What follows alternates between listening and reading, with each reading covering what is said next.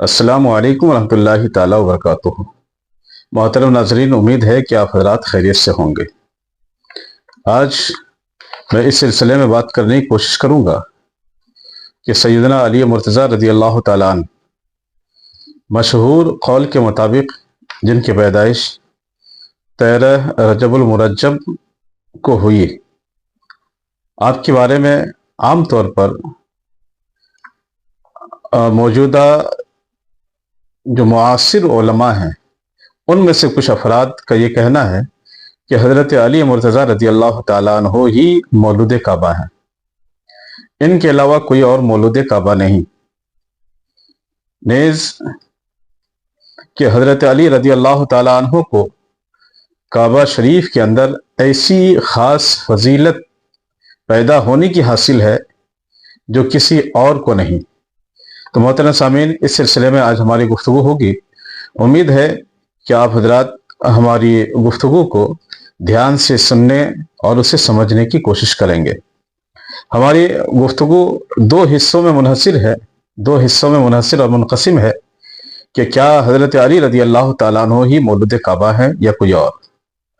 تو اس کا جواب یہ ہے کہ حضرت علی رضی اللہ تعالیٰ عنہ ہی صرف مولود کعبہ نہیں، بلکہ حضرت حکیم بن حزام رضی اللہ تعالیٰ عنہ کے تعلق سے ایک کتاب نہیں درجنوں کتاب میں موجود ہے کہ حضرت حکیم بن حزام رضی اللہ تعالیٰ عنہ کی پیدائش خانہ کعبہ کے اندر ہوئی۔ امام مسلم نے اپنی صحیح میں روایت کی ہے، مسلم شریف کتاب البیوع جلد دوم صفحہ نمبر 6 میں یہ روایت مذکور ہے۔ وہ فرماتے ہیں ولد حکیم بن حزام فی جوف الکعبہ، حضرت حکیم بن حزام کی ولادت پیدائش خانہ کعبہ کے اندر ہوئی۔ حضرت علامہ بدر الدین عینی نے عمدۃ القاری جو بخاری شریف کی شرح ہے اس میں رقم دراز ہیں، جلد نمبر 13 صفحہ نمبر 142 کہ حکیم بن حزام ولد فی وطن الکعبہ، کہ حکیم بن حزام کی ولادت پیدائش خانہ کعبہ کے اندر ہوئی۔ علامہ ابن حجر عسقلانی الاصابہ فی تمیز الصحابہ صفحہ نمبر 98 جلد نمبر 2 میں ارشاد فرماتے ہیں حکت زبیر بن بکار نے یہ حکایت نقل فرمائی کہ انا حکیمن ولد فی جوف الکعبہ، کہ حضرت حکیم بن حزام کی ولادت خانہ کعبہ کے اندر ہوئی۔ حضرت امام جلال الدین سیوطی رحمۃ اللہ تعالی علیہ نے تدریب الراوی فی شرح تقریب النواوی صفحہ نمبر 355 میں رقم تراز ہیں کہ حکیم بن حزام بن خویلد بن اسد وکانا مولدہ فی جوف الکعبہ، کہ آپ کی ولادت خانہ کعبہ کے اندر ہوئی۔ نیز فرماتے ہیں کہ قال زبیر بن بکار کانا مولد حکیم بن حزام فی جوف الکعبہ، کہ حکیم بن حزام کی ولادت خانہ کعبہ کے اندر ہوئی۔ ابو زکریا نووی شافعی رحمۃ اللہ تعالی علیہ ارشاد فرماتے ہیں ولد حکیم بن حزام فی جوف الکعبہ، کہ حکیم بن حزام کی ولادت جوف کعبہ میں ہوئی۔ یہ کتاب تہذیب الاسماء واللغات حرف الحاء جلد نمبر 1 صفحہ نمبر 409۔ نیز ایک شیعہ عالم وہ لکھتے ہیں کہ محدثین صرف حکیم بن حزام ہی کو مولود کعبہ سمجھتے ہیں۔ شرح نہج البلاغہ جلد نمبر 1 صفحہ نمبر 14۔ حافظ ابو عمرو خلیفہ بن خیاط یہ رقم تراز ہیں ولد علی بمکہ۔ تو غرض کہ ان روایتوں کی روشنی میں یہ بات معلوم ہوئی کہ حضرت حکیم بن حزام کی ولادت پیدائش خانہ کعبہ کے اندر ہوئی، لہذا حصر کے ساتھ یہ کہنا کہ حضرت علی ہی مولود کعبہ ہیں، ان کے علاوہ کوئی اور نہیں، یہ حصر باطل ہو گیا۔ اور ان روایتوں کی روشنی میں، ان مذکورہ کتب کی عبارات کی روشنی میں یہ بات روز روشن کی طرح عیاں ہو گئی کہ حضرت حکیم بن حزام کی ولادت، ان کی پیدائش خانہ کعبہ کے اندر ہوئی۔ اب یہ بات کہ حضرت علی رضی اللہ تعالیٰ عنہ کی ولادت کہاں ہوئی، تو حضرت علی رضی اللہ تعالیٰ عنہ کی ولادت کہاں ہوئی، تو اس سلسلے میں جو مختلف کتب میں مذکور ہے ان میں یہی آیا ہے کہ شیب بنی ہاشم جسے شیب ابی طالب بھی کہا جاتا ہے، کہ وہی پر حضرت علی رضی اللہ تعالیٰ عنہ کی ولادت ہوئی۔ حافظ ابو عمر خلیفہ بن خیاط یہ تاریخ خلیفہ بن خیاط صفحہ نمبر 199 میں رقم تراز ہے. وہ فرماتے ہیں ولید علی بے مکہ فی شعب بنی ہاشم، حضرت علی کرم اللہ تعالی وجہ الکریم کی ولادت مکہ شریف میں شعب بنی ہاشم میں ہوئی. حافظ ابو القاسم علی بن حسن، یہ تاریخ دمشق کبیر صفحہ نمبر 448 جلد نمبر 45 میں ہے. وہ فرماتے ہیں ولید علی بے مکہ فی شعب بنی ہاشم کہ حضرت علی رضی اللہ تعالیٰ عنہ کی ولادت مکہ معظمہ شعب بنی ہاشم میں ہوئی. آپ حضرات نے ان دونوں کتابوں کے حوالے سے یہ سماعت فرمایا کہ حضرت علی رضی اللہ تعالیٰ عنہ کی ولادت شعب بنی ہاشم میں ہوئی.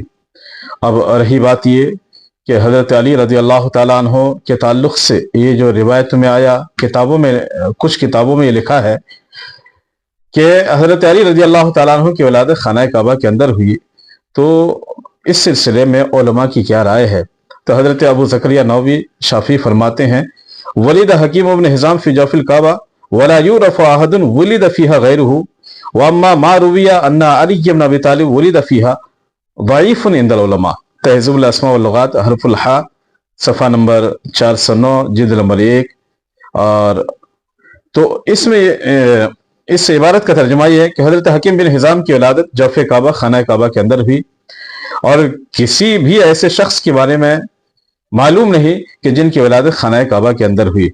اور وہ روایت جس میں یہ مذکور ہے کہ حضرت علی رضی اللہ تعالیٰ عنہ کی ولادت خانہ کعبہ کے اندر ہوئی، تو وہ علماء کے نزدیک ضعیف ہے، یعنی صحیح نہیں. امام جلال الدین سیوطی نے یہ ارشاد فرمایا وما وقع فی مستدرک الحاکم من ان علی ولد فیہا ضعیف، یہ تدریب الراوی صفحہ نمبر 356، کہ امام حاکم کی مستدرک میں جو یہ روایت آئی ہے کہ حضرت علی رضی اللہ تعالیٰ عنہ کی ولادت خانہ کعبہ کے اندر ہوئی ہے، یہ ضعیف ہے.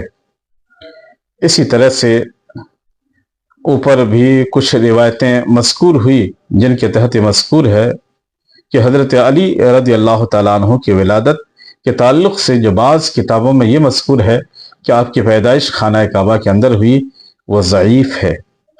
حضرت علامہ صدر الشریعہ علیہ رحمہ اپنی مشہور زمانہ تصنیف بہار شریعت صفحہ نمبر 1150 حصہ نمبر 6 جلد نمبر 1 میں رقم تراز ہے. وہ فرماتے ہیں یعنی ان مقامات کے بیان میں کہ ایک حاجی صاحب یا معتمر جو عمرہ کرنے کے لیے گئے ہیں، زیارت حرمین شریفین کے لیے گئے ہیں، کن کن مقامات اور متورک جگہوں کی زیارت کے لیے جانا ان کے لیے بہتر ہے. فرماتے ہیں مکان ولادت اقدس حضور صلی اللہ علیہ وسلم، مکان حضرت خدیجۃ الکبریٰ رضی اللہ تعالیٰ عنہ، مکان ولادت علی وہ جبل سور، وہ غار حرا، وہ مسجد جن، وہ مسجد جبل ابی قبیس وغیرہ مکان متبرہ کی زیارت سے بھی مشرف ہوں. اس کا مطلب یہ ہے کہ حضرت علی رضی اللہ تعالیٰ عنہ کی جائے ولادت خانہ کعبہ نہیں بلکہ کہیں اور ہے، اور وہ شعب بنی ہاشم ہے. ایک طویل عرصے تک حضرت علی رضی اللہ تعالیٰ عنہ کی جائے ولادت جو بتائی گئی ہے شعب بنی ہاشم، وہاں پہ ایک عمارت بھی بنی تھی کہ جو مولد علی کے نام سے مشہور بھی تھی، اسی نام سے وہ عمارت جانی بھی جاتی تھی، لیکن موجودہ سعودی گورنمنٹ نے اسے ڈھا دیا، جس طرح سے دوسرے مختلف متبرک جگہوں کو، مختلف مزارات کو ان لوگوں نے نشانہ بنایا، اسے زمیندوز کر دیا، ان کے نام و نشان مٹا دیے. اسی طرح سے حضرت علی رضی اللہ تعالیٰ عنہ کی جائے ولادت کا بھی انہوں نے نام و نشان مٹا دیا.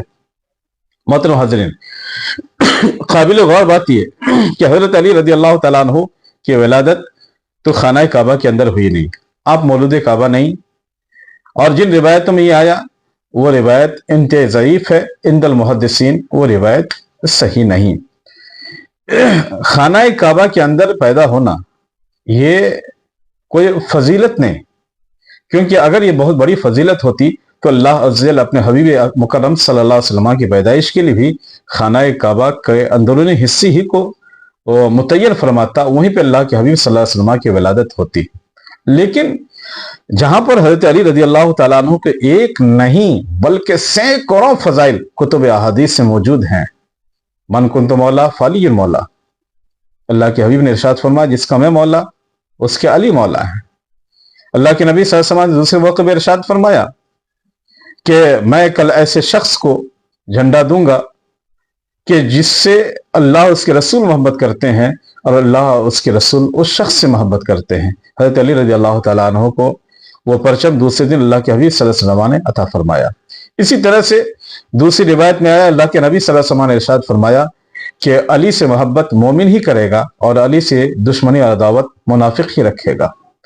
اس طرح سے اگر ہم بیان کریں تو حضرت علی رضی اللہ تعالیٰ عنہ کے فضائل و کمالات کے تعلق سے سینکڑوں احادیث موجود ہیں۔ ہمارے علماء مقررین کو چاہیے کہ وہ روایتیں جو صحیح روایتیں ہیں، جنہیں محدثین نے قبول کیا ہے، حضرت علی رضی اللہ تعالیٰ عنہ کے فضائل پر بے شمار ہیں، انہیں بیان کریں۔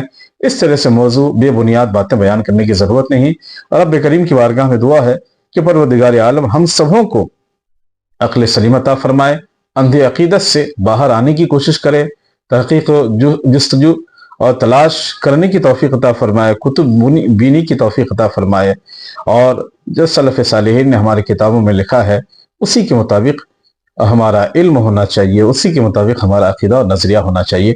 وآخر دعوانا الحمدللہ رب العالمین۔ السلام علیکم ورحمۃ اللہ تعالیٰ وبرکاتہ۔